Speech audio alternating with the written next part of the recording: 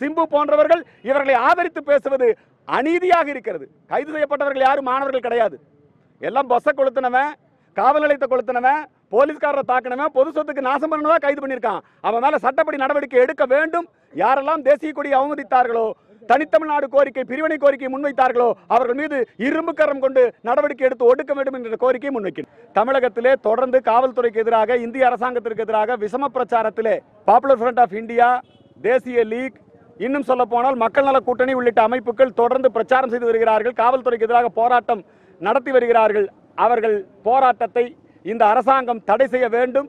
சட்டவிரோதமாக, தேசவிரோதமாக, ஒருமைப்பாட்டுக்கு விரோதமாக இயங்கக்கூடிய இயக்கங்களை தடை செய்து தேசிய பாதுகாப்பு சட்டத்தில் இத்தகைய தலைவர்களை கைது செய்ய வேண்டும் என்கிற வேண்டுகோளை வைக்கின்றோம். நேற்றைய தினம் பழனி பாபா நினைவு நாளிலே கம்யூனிஸ்ட் அமைப்பை சார்ந்த தலைவர்கள், தமிழ் தேசியம் பேசுகின்ற அமைப்புகள் எல்லாம் கலந்து கொண்டு இந்திய விரோதமாக, பயங்கரவாதத்தை ஆதரித்து பேசியிருக்கிறார்கள்.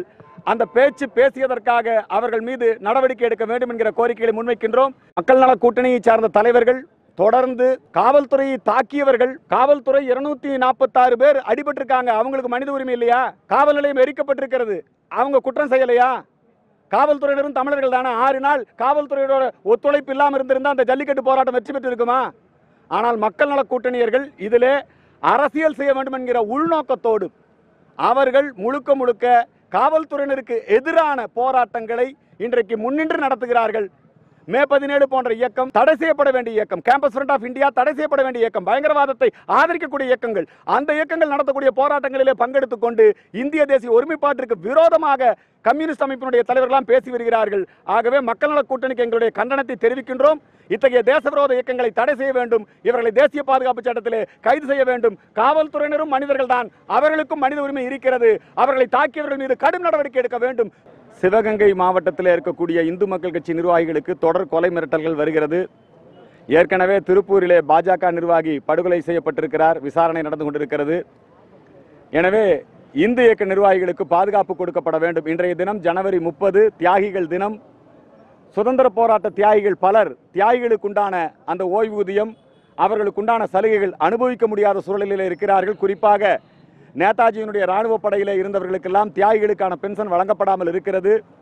சுதந்திர போராட்ட தியாகிகளின் குடும்பத்தாருக்கு அரசு வேலைவாய்ப்பு, கல்வி ஆகியவற்றிலே சலுகைகள் வழங்க வேண்டும் என்கிற கோரிக்கையை இந்த தியாகிகள் தினத்திலே வலியுறுத்துவதோடு, மொழி போராட்டம் என்கிற போர்வையிலே அந்த காலத்திலே வன்முறையிலே ஈடுபட்டவர்களுக்கெல்லாம் இன்றைக்கு மொழிப்போர் தியாகி என்று பேருந்து கட்டணத்திலே, ரயில் கட்டணத்திலே சலுகைகள் வழங்கப்பட்டுக் கொண்டிருக்கிறது. தேசவிரோதமாக நடந்த, இந்திய ஒருமைப்பாட்டிற்கு எதிராக நடந்த இந்த போராட்டத்திலே பங்கெடுத்துக் கொண்டவர்களுக்கு சலுகை, இந்திய விடுதலை போராட்டத்திலே பங்கெடுத்துக் கொண்டவர்கள் புறக்கணிக்கப்படுகிறார்கள். இந்த அவலநிலை மாற வேண்டும். மொழி போராட்டம் என்கிற பெயரிலே வழங்கப்படக்கூடிய சலுகைகள் நிறுத்தப்பட வேண்டும். சுதந்திர போராட்ட தியாகிகளுக்கு சலுகைகள் வழங்க வேண்டும். இது எங்களுடைய முக்கியமான கோரிக்கை.